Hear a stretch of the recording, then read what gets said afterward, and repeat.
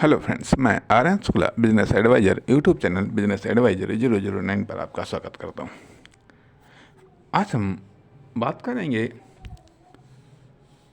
Customer चिंतन part 2 में संबंध बनाना। संबंध बनाना कमर्शियल वर्ल्ड में या कमर्शियल जगत में जब कस्टमर की बात कर रहे हैं, कस्टमर चिंतन की हम बात कर रहे हैं, कस्टमर चिंतन की बात कर रहे हैं, कस्टमर अध्ययन की बात कर रहे हैं, तो कस्टमर के जो एक कदम पहले का स्टेप है वो है संबंध बनाना, संबंध जोड़ना, संबंध स्थापित करना। संबंध स्थापित करना अर्थात संबंधों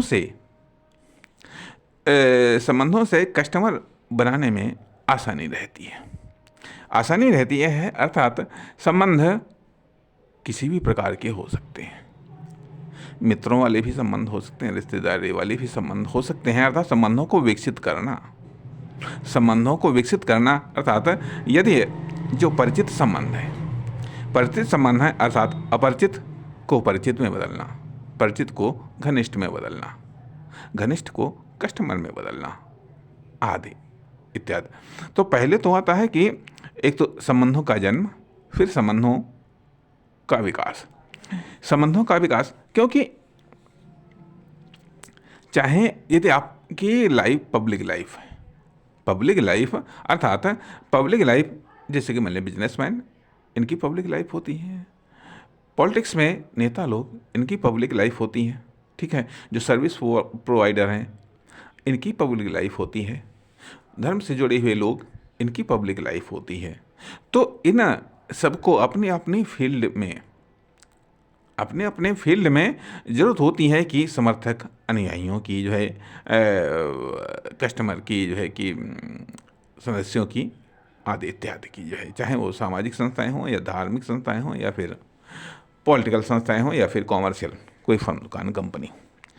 तो ये है अब मतलब अपनी अब कमर्शियल सोच को विकसित करनी है। इसके लिए ज़रूरी है कि हम अपने संबंधों का विकास करें। हम अपने सामाजिक संबंधों का विकास करें, हम अपने धार्मिक संबंधों का विकास करें, हम अपने राजनीतिक संबंधों का विकास करें। कुल मिलाकर के अपनी पहचान की वृद्धि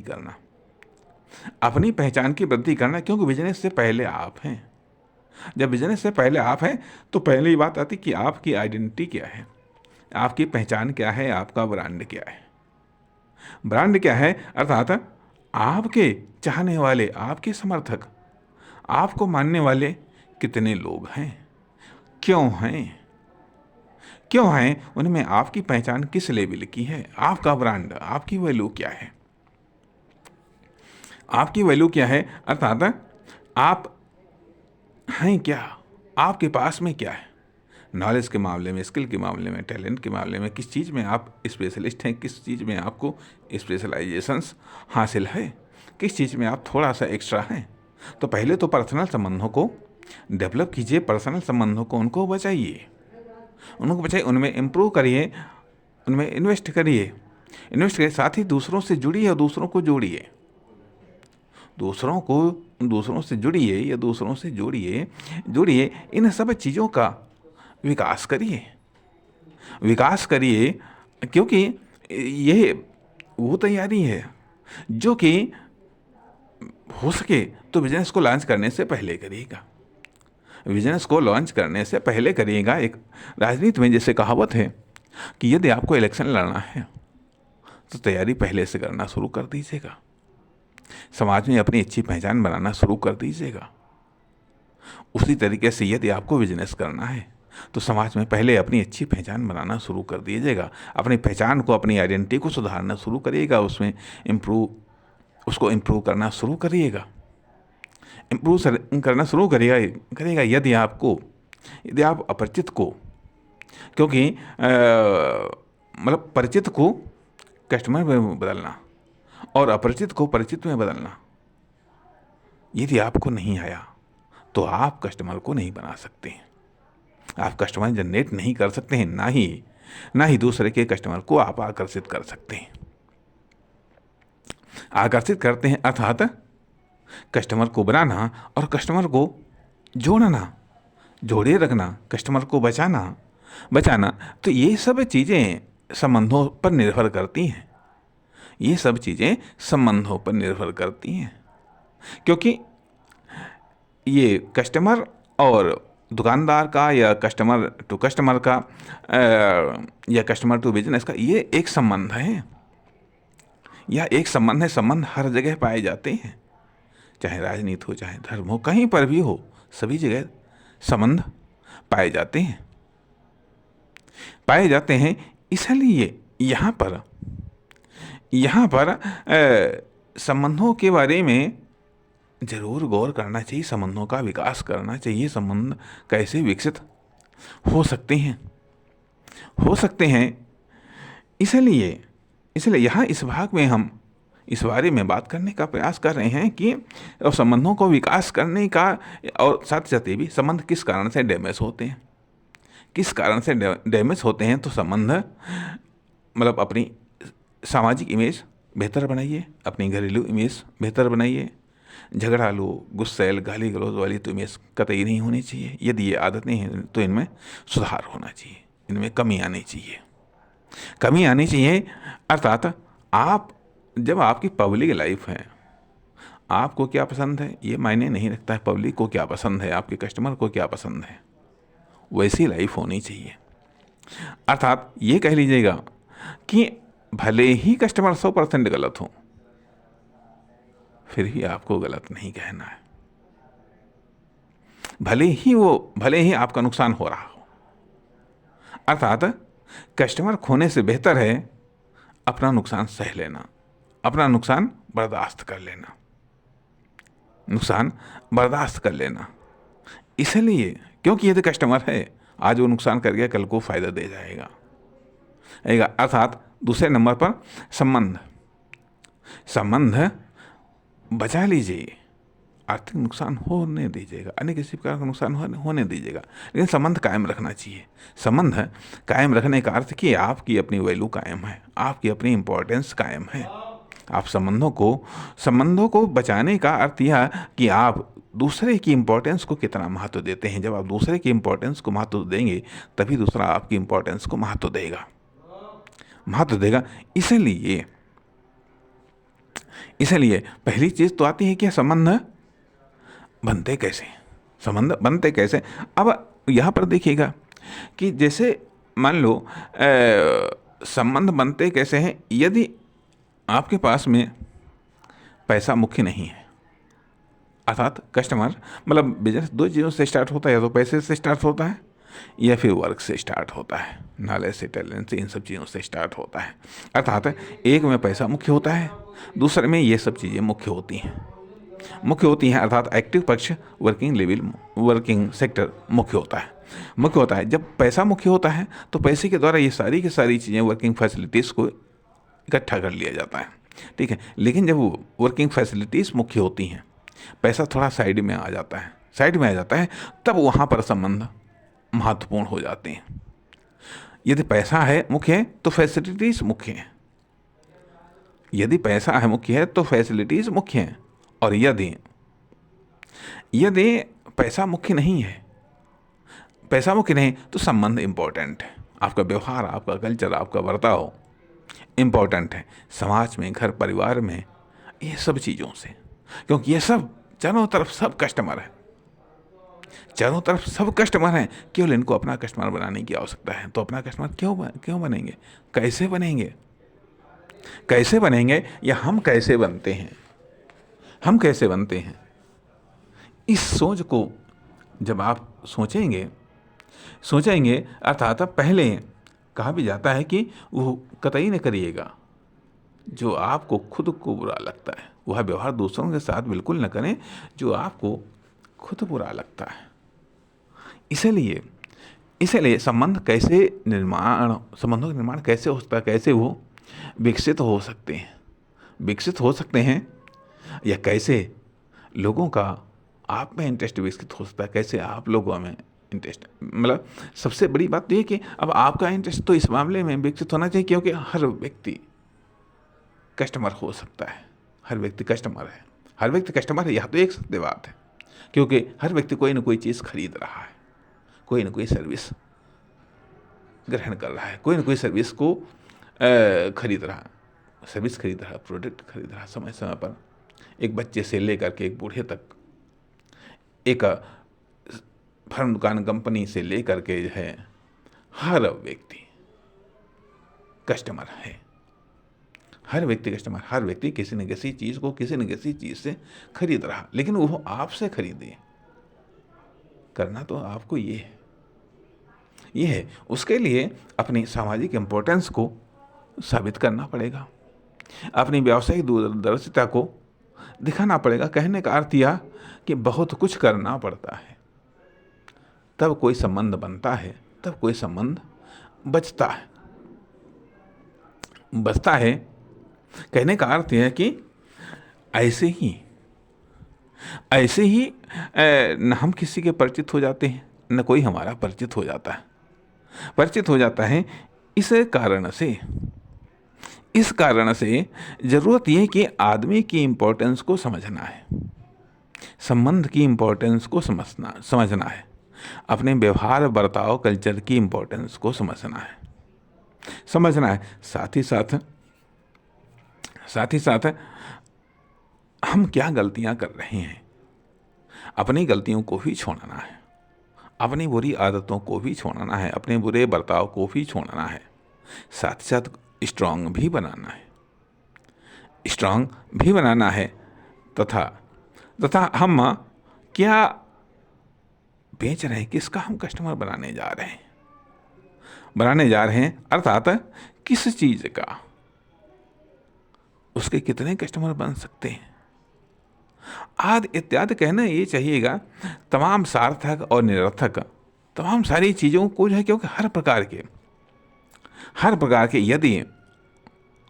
यदि आपके बिजनेस का ब्रांड नहीं है, यदि ब्रांड है तब भी अब उदाहरण के लिए मान लिया, अभी आप जैसे आपको ट्रैक्टर बेचना है, या आपको ट्रक बेचना है, या आपको बस बेचना है, या आपको कार बेचनी है, जो भी चीज़ बेचनी है, तो जब वो चीज़ बेचनी है तो कुछ ना कुछ डिफाइंड हो जाता है, कस्टमर भी डिफाइंड हो जाते हैं, संबंध भी डिफाइंड हो जाते हैं, लेवल भी डिफाइंड हो जाता है, एरिया भी डिफाइंड हो जाता है, सस्पेक्टेड कस्टमर भी डिफाइंड हो जाते हैं और उससे रिलेटेड स्किल नॉलेज टैलेंट ये भी कुछ डिफाइंड हो जाता है। तो उसके अकॉर्डिंग कुछ सोचना होता है, कुछ करना होता है, कुछ तैयारी करनी होती है। और सबसे बड़ी बात ये कि आखिरकार विभिन्न प्रकार के कस्टमरों के साथ में, मतलब बिजनेस के मामले में लीडिंग, तो कस्टमर के मामले में डीलिंग आनी चाहिए। पब्लिक से कैसे डील किया जा सकता है, एक समूह से कैसे डील किया जा सकता है, एक बिजनेस से कैसे डील किया जा सकता है, वो क्या बात कर सकते हैं, क्या पूछ सकते हैं, आपको क्या जवाब देना है, कैसे जवाब देना है। इसलिए यह कस्टमर बनाना बिजनेस स्टार्ट करने से कोई कम कठिन कार्य नहीं है, ये भी कठिन कार्य है, हार्ड वर्क है, ये भी प्रैक्टिस वाला वर्क है। तो लेकिन संबंधों को बनाना और बनाए रखना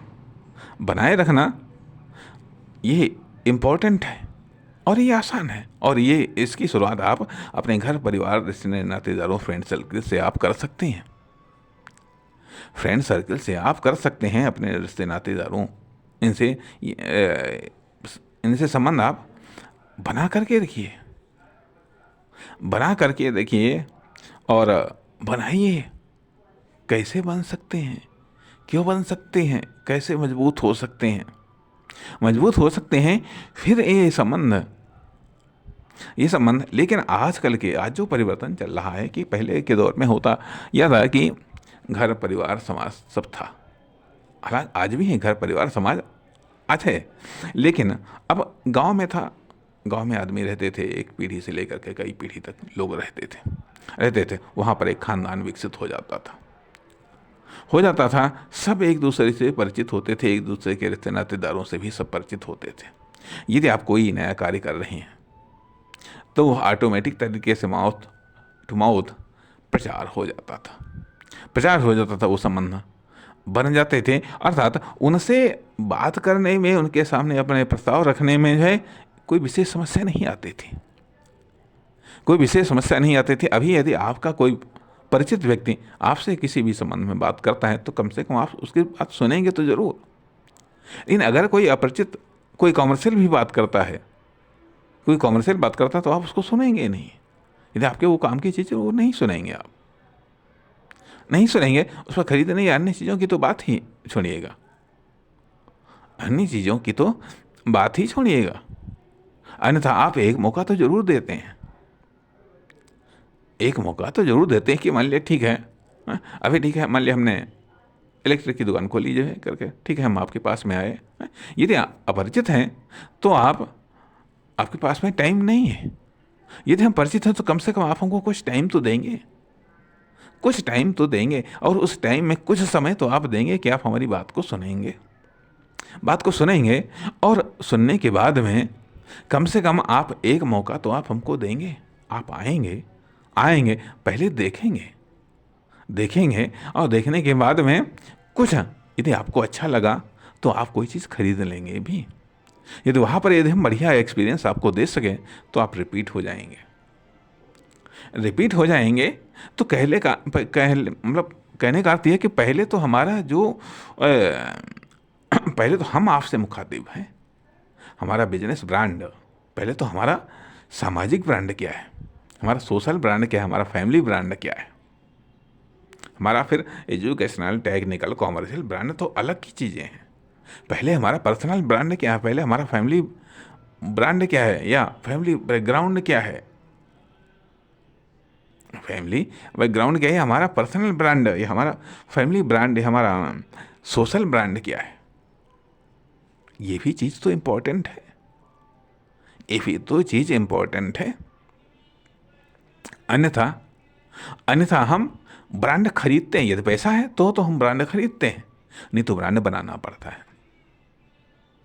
यदि पैसा है तो हम ब्रांड खरीदते हैं, चाहे एम्प्लॉय के मामले में हो, चाहे साधन और संसाधनों के मामले में हो तो हम ब्रांड खरीद लेते हैं। और ब्रांड खरीद लेते हैं और ब्रांड से फिर एक महाब्रांड बना करके पेश कर देते हैं जो यूनिक होता है, चलता है ऑटोमेटिक तरीके से। कस्टमर बनते हैं। अर्थात कहने का अर्थ यह बनता है कि कस्टमर एक तो पैसे से बनते हैं, दूसरी चीज